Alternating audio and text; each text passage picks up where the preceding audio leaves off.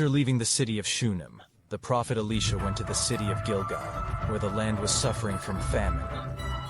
Upon his arrival at the school of the prophets, he found the sons of the prophets sitting around him, needing food, but there was nothing to eat due to the famine. Elisha asked one of his servants to put the large pot on the fire and search for any vegetables that could be cooked. The servant went to the field and found the wild gourd plant, known as colocynth, which is a fruit the size of an orange but extremely bitter and poisonous. The servant cut the colocynth and put it in the pot to boil, unaware of its danger. When they served the food, everyone began to eat and felt pain and cried out, "O man of God, there is death in the pot!" So they stopped eating. Calmly, the prophet Elisha asked for some flour, and when it was brought to him, he threw it into the pot and told the servant to serve it again. They ate and found no harm or ill in the food, and they were satisfied thanks to the miracle performed by the prophet Elisha.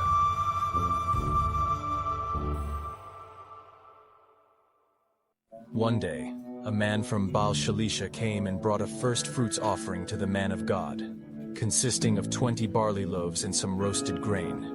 He presented it to the prophet Elisha, who asked his servant to give the food to the people. The servant was surprised and asked, "How can 20 loaves be enough for 100 men?" Elisha confidently replied, "The Lord has promised that everyone will eat and there will be leftovers." Indeed, the people ate, were satisfied, and left leftovers, just as Elisha had promised. This miracle reminds us of the miracle of Jesus Christ when he fed the multitudes with 5 loaves and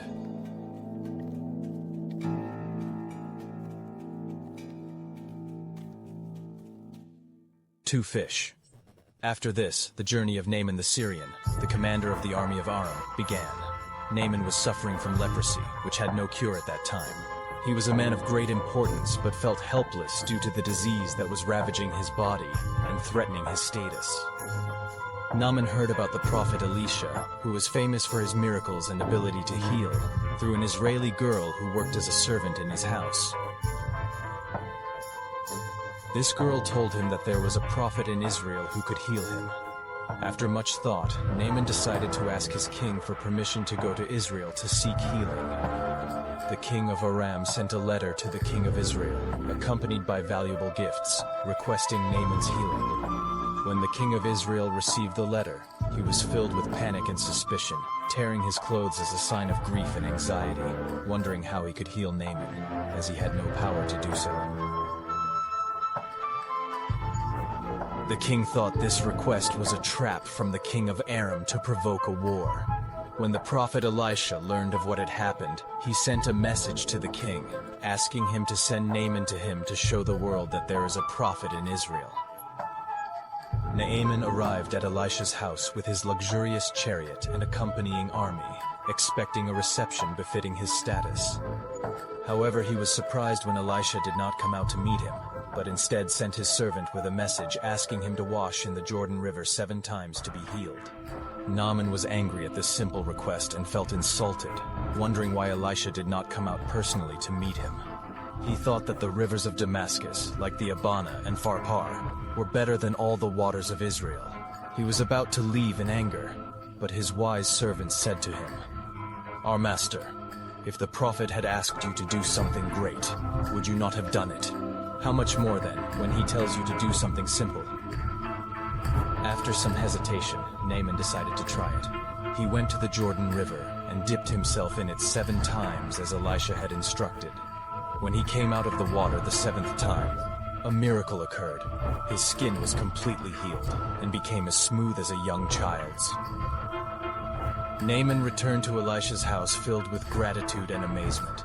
He threw himself before the prophet, thanking him and acknowledging that there is no God on earth except in Israel. He offered Elisha the valuable gifts he had brought, including gold, silver, and fine clothes, but Elisha refused to accept them, affirming that what he did was by the power of the Lord and not for a reward. But the story did not end there. Elisha's disciple, Gehazi, had a different opinion. Unable to resist the temptation of wealth, he decided to follow Naaman after his departure. Gehazi claimed that Elisha had sent him to ask for some silver and clothes in the prophet's name, under the pretense that 2 guests had come to visit the prophet. Naaman generously agreed and gave Gehazi more than he asked for. Gehazi returned with the gifts and hid them in his house. When he returned to Elisha, the prophet asked him, "Where have you been, Gehazi?" Gehazi lied, saying, "I didn't go anywhere." But Elisha, with his prophetic insight, exposed Gehazi's lie and said to him, "Wasn't my spirit with you when you got down from Naaman's chariot?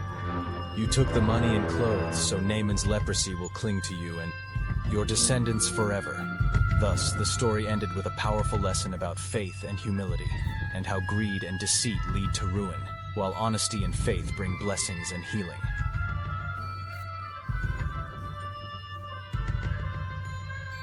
After the number of the sons of the prophets increased in the place where they were staying, they said to the prophet Elisha, "The place has become too cramped for us.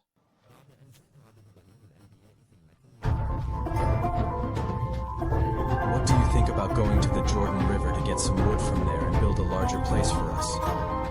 Elisha the prophet agreed to the idea, and one of the prophets asked Elisha to accompany them. He agreed and went with them. When they arrived at the Jordan River and began cutting wood, it happened that one of them was working with a small axe, and the iron part separated from the handle and fell into the water. The man cried out, saying, "Oh my lord, the axe fell into the water." He explained that the axe was borrowed and not his own. The prophet Elisha asked him where it fell into the water, and the man pointed to the approximate location.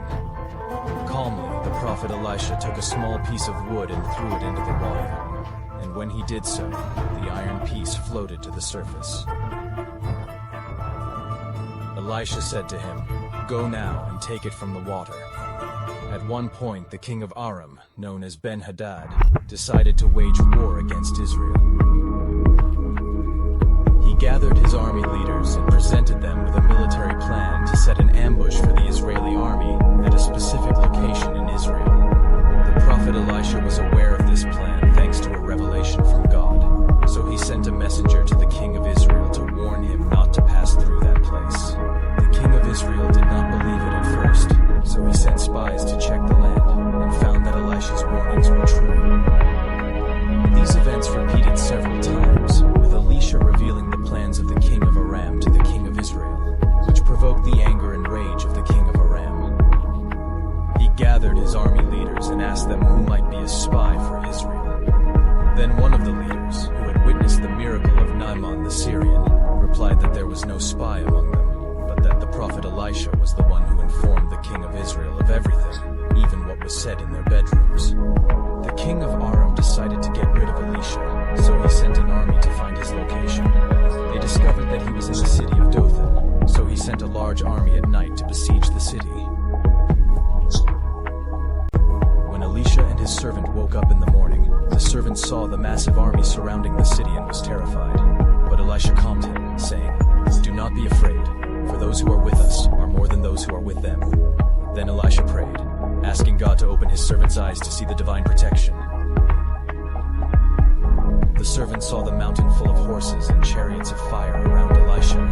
When the army of Aram approached, Elisha prayed to God to strike them with blindness.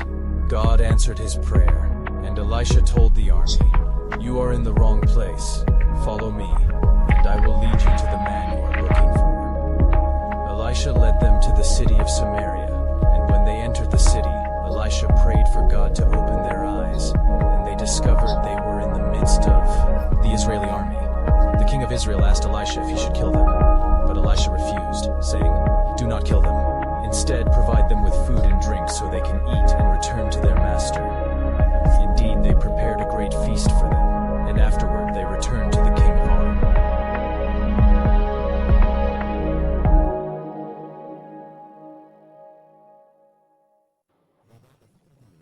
After some time, King Ben-Hadad of Aram sought to expand his influence and control over Israel.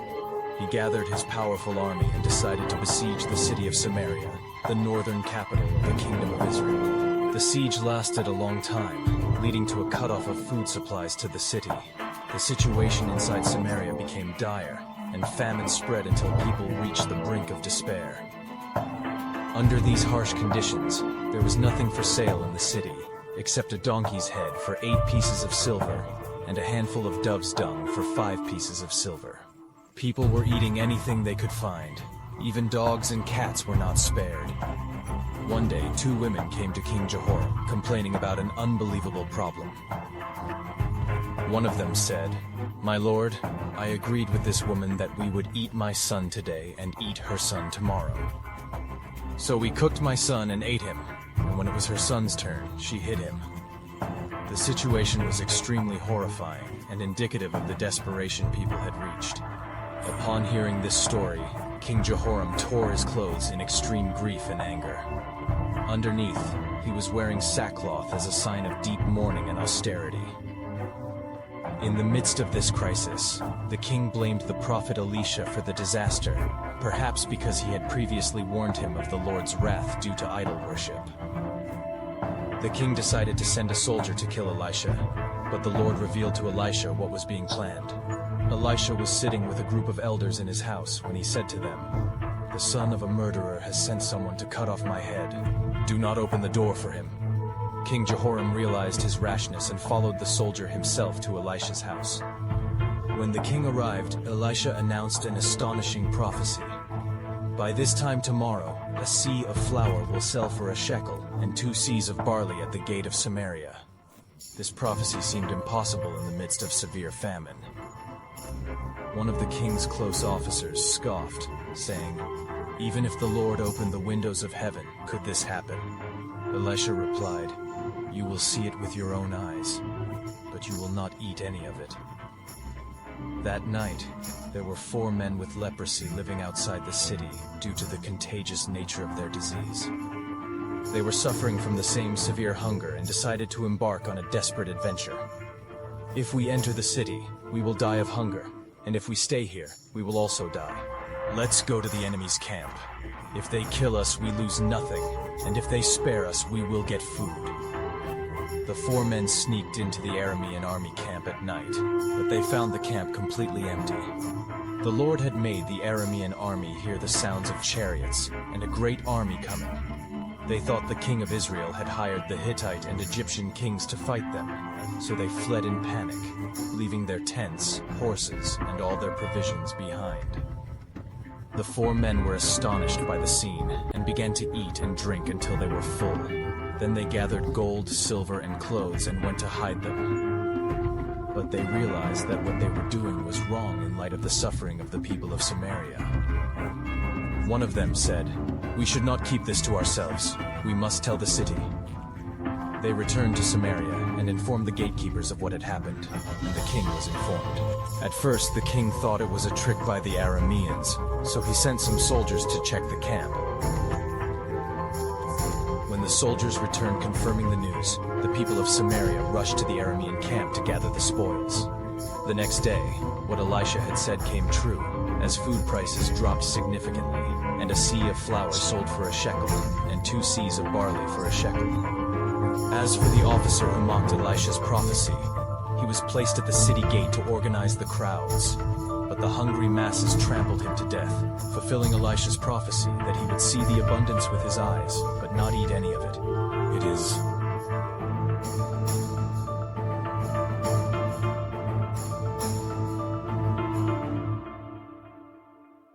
said that the prophet Elisha went to Aram to anoint Hazael as king. At that time, the current king, Ben-Hadad, was very ill. Upon learning of Elisha's arrival, Ben-Hadad sent his loyal servant Hazael to meet him with gifts and ask about his fate. "Will I recover from my illness, or has the end come?" Hazael took 40 camels loaded with the goods of Damascus and went to meet Elisha. Upon his arrival, Hazael said, "Your son, Ben-Hadad, king of Aram, has sent me to you to ask if I will recover from this illness." Elisha replied in a mysterious way, "Go and tell him you will recover, but the Lord has shown me that he will die." The revelation indicated that Ben-Hadad would recover from his illness but would die in another way. While Elisha was speaking to Hazael, he looked at him for a long time and then wept. Hazael asked him why he was weeping, and Elisha replied, because the Lord has shown me the evil you will do to the Israelites. You will set fire to their fortresses and kill their young men and children." Hazael was astonished and said, "How can your servant do such a great thing?" Elisha replied, "The Lord has shown me that you will become king over Aram." Hazael returned to Ben-Hadad, who was eagerly awaiting the news. Hazael told the king, "The prophet said you will recover." The next day, Ben-Hadad indeed recovered, but he did not live long. Hazael suffocated him with a wet cloth to become the new king of Aram. In another part of the story, the prophet Elisha was tasked with sending one of his servants to anoint Jehu son of Nimshi as king. The mission was carried out in secrecy, where oil was poured on Jehu's head, and he was told, "Thus says the Lord, I have anointed you king over Israel to avenge the house of Ahab." Years passed, and Elisha grew old and fell ill. King Joash of Israel came to visit him in his final days. Joash wept, saying, my father, the chariots of Israel and their horsemen." This was the same phrase Elisha had said when Elijah ascended to heaven. Elisha wanted to convey a message to Joash, so he said to him, "Take a bow and arrows." He placed his hand on Joash's hands and said, "Shoot toward the east." Joash did as he was told, and Elisha said, "This is the arrow of the Lord's deliverance from Aram." Then Elisha asked him to strike the ground with the arrows, so Joash struck 3 times and stopped. Elisha was angry and said, "If you had struck 5 or 6 times, you would have completely defeated Aram. But now you will defeat them only 3 times. After Elisha's death, he was buried, and about a year later, a final miracle occurred when a dead man's body touched Elisha's bones, and the man came back to life.